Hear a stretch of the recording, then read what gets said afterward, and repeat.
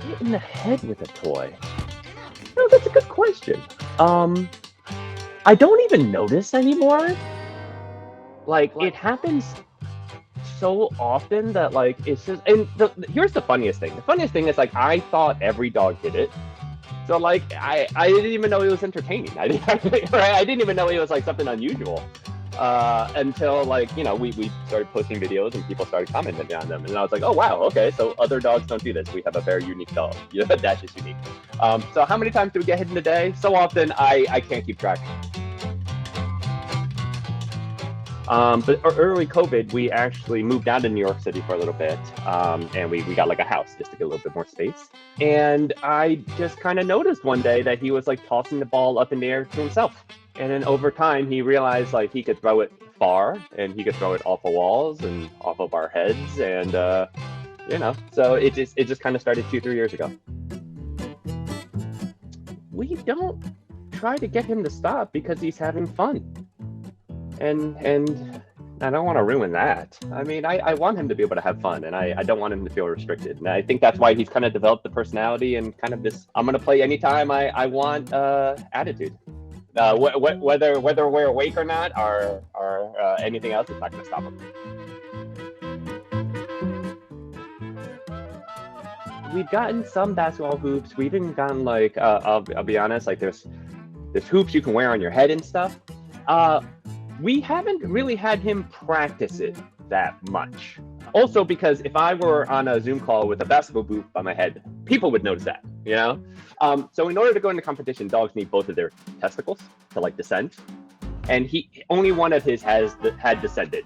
So we got to the breeder, and the breeder was like, hey, so after training him for a year, she was going to keep him or not. But after a year, she was like, okay, well, it doesn't seem like it's going to descend. Doesn't seem like he can compete. So if you want this 1-year-old trained dog, you can have him. And I was like, is this a trick question? Like, of course we'll take him. Slowly after, as you can tell, he's come into his own personality. We got him when he was 1. How we got him was my wife had wanted a dog for basically the entire time we've been together. And for 5 years, I kept saying, no, a dog's a lot of responsibility, etc. We get married, and then literally as the plane flight is touching down from our honeymoon, she gets this email and she gets really giddy, and I'm like, hey, like what's going on? And she goes, hey, we're getting a dog in a month. And I'm like, what are you talking about? And she's like, well, I put our names down on a wait list 2 years ago, and I just got the email, and the breeder just gave birth, so we have a dog coming in a month. And I was just like, no, we're not ready for this. I never wanted a dog. And then she goes, well, we're married now, so what are you going to do, divorce me? And I was like, all right, cool. But the funny thing is, Dash, as you can tell, has been like the best thing that's ever happened to us. So then we go to the breeders, right? And I'm still half sold on the idea. We get there. I literally take one look at him. And then we had originally said, like we would pay for the dog 50-50. And immediately after I look at him, I was like, I'll pay for the whole thing, and I want him in like my name. He's just fun-loving. He's just like an independent, fun-loving dog, and like I think that describes it really well. Like one of the questions we hear most often is like, "Hey, how did you train Dash to throw the toy?" And the answer is we never trained him to throw the toy. He just like really wanted to play, and when he wants to play, he's gonna play, right? Like whether we help or whether we're even here or not. So I think like independent, fun-loving. And really just like has a will and a mind of his own. Listen, I'm self-aware enough to know that like he's a mama's boy. It breaks my heart in some ways, right? But like it's okay. I've come to terms with it. That's how I'll say it.